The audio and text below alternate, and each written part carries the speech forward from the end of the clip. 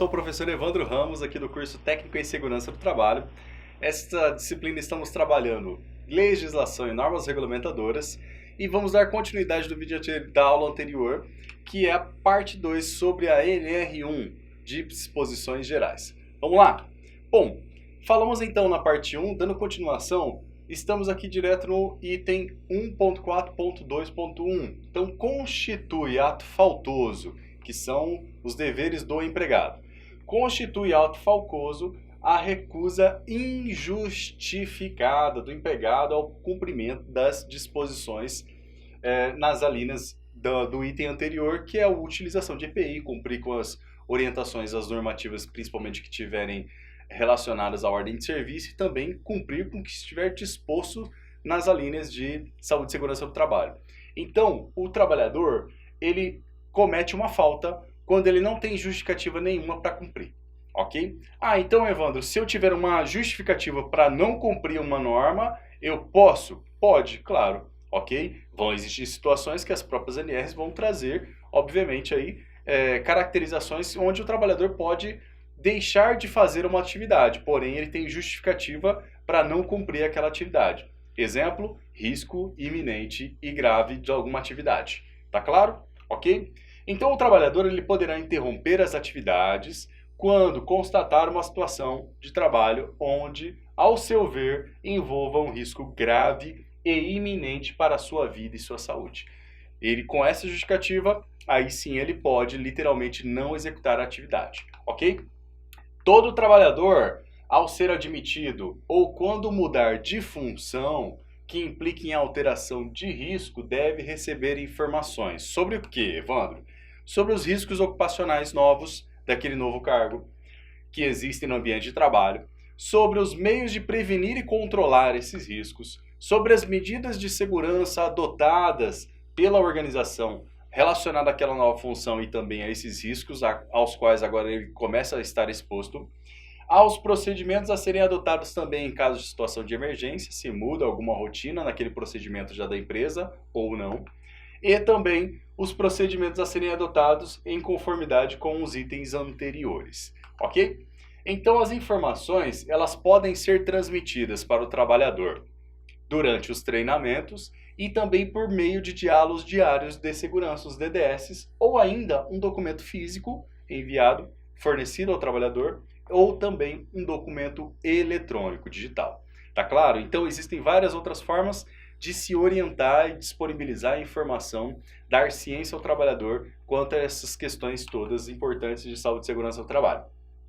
Os documentos previstos nas NRs, eles podem ser emitidos e armazenados em meio digital, porém devem ter certificado digital. Então, Evandro, quer dizer que eu posso emitir uma ordem de serviço digital? Pode, porém tem que ter certificado digital emitido no âmbito de infraestruturas de chaves públicas, ICP Brasil, ok? Normatizada por uma lei específica. Se não tiver o certificado digital com esses parâmetros aqui, não serve. Entendeu a lógica? Ok?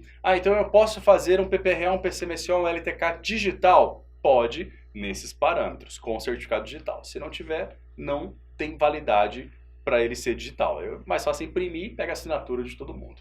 Ok? O que mais? A respeito de capacitação e treinamento dos colaboradores. O empregador ele deve promover a capacitação e treinamento dos trabalhadores, ok? Em conformidade com o disposto nas NRs. Cada NR vai trazer conteúdo programático, carga horária, que devem ser, obviamente, efetuadas aos trabalhadores. Trabalho em altura, trabalho em espaço confinado, CIPA, por exemplo, ok? Uso de EPIs. Então, nesse sentido, as normas regulamentadoras vão trazer já um escopo em cada uma delas, definindo essas questões relacionadas a treinamento. Tudo bem? Outra questão importante sobre a capacitação. Ao término dos treinamentos inicial, periódico ou eventual, previsto nas NRs, deve ser emitido um certificado com conteúdo programático, a carga horária, com a data, com os nomes do trabalhador, dados do trabalhador também para ser rastreado, ou seja, tem que ter um certificado válido, com todas essas informações. E ainda, é claro, com as informações dos instrutores, inclusive a qualificação desses instrutores e assinando, obviamente, por ter ministrado esses treinamentos. A capacitação ela deve incluir, então, treinamento inicial, para quem estiver entrando em uma empresa, treinamento periódico, então de atualização periódica, a cada ano, a cada 2 anos, por exemplo, e um treinamento eventual, que é um outro tipo de treinamento. Faz esse treinamento eventualmente porque ele vai fazer aquela atividade que é eventual. Depois ele não vai fazer mais durante um bom período. Tá claro? Então, os treinamentos previstos nas NRs, eles podem ser ministrados em conjunto também com outros treinamentos, desde que a carga horária e o conteúdo não, obviamente, entrem em conflito. Tá claro? Então eu posso colocar na mesma turma, no mesmo dia, NR35, que é trabalho em altura, e NR33, que é trabalho em espaço confinado? Sim, porém, você vai entender que se ele está fazendo no mesmo dia, começou no mesmo dia, naquele mesmo dia você vai trabalhar as questões de aspectos gerais das duas normas. Então, o que for em comum das duas normas, você pode trabalhar junto, ok? Para evitar de dar um treinamento novamente e repetir o tema para o trabalhador na próxima semana. Tá claro? Então, a própria NR1, ela permite que os treinamentos podem ser ministrados em conjunto com outros treinamentos da organização também. O que mais? É permitido o aproveitamento de conteúdos de treinamentos ministrados na mesma organização. Então ele fez um treinamento, está mudando de função. Eu posso aproveitar aquele treinamento? Pode, tem alguns quesitos.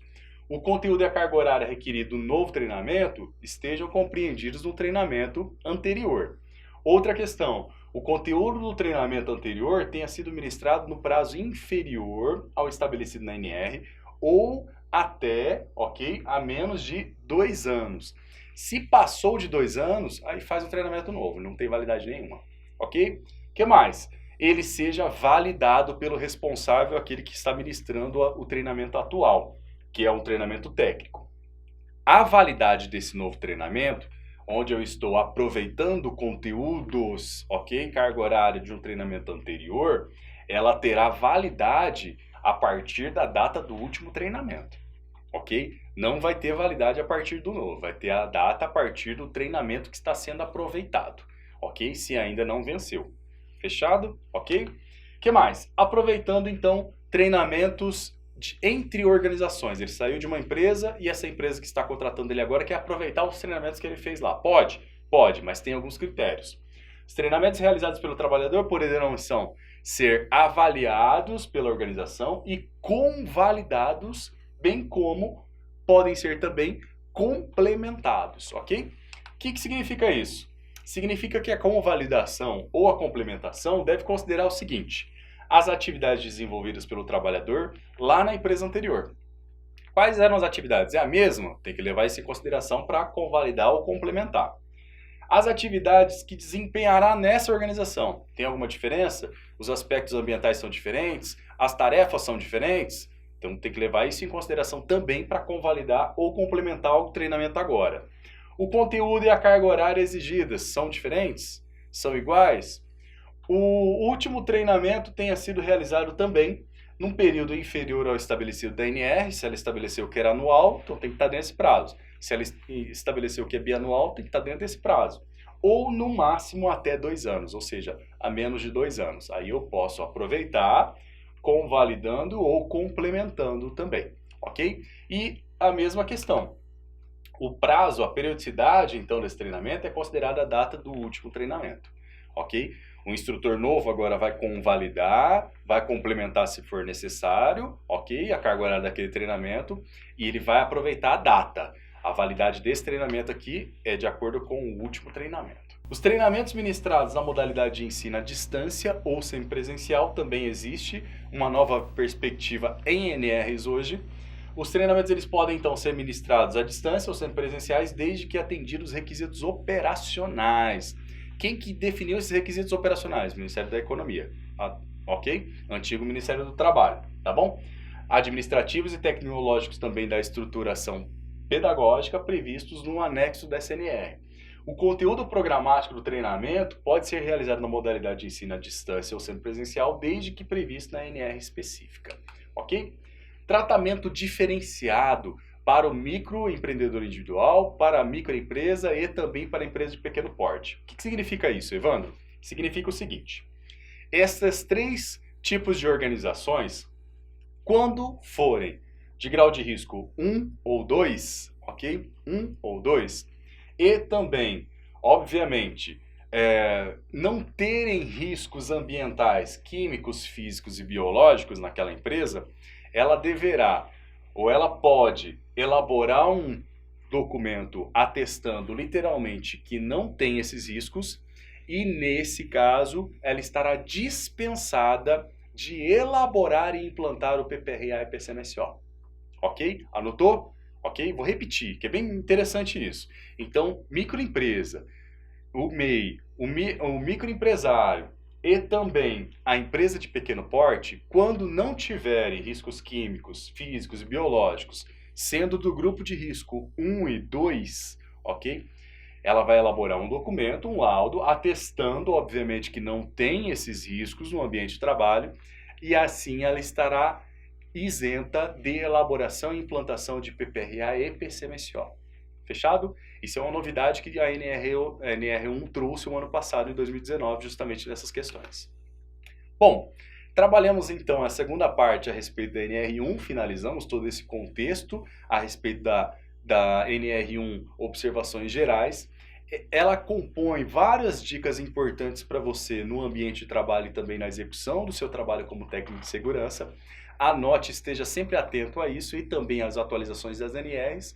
Agradeço muito a sua atenção e até a próxima aula.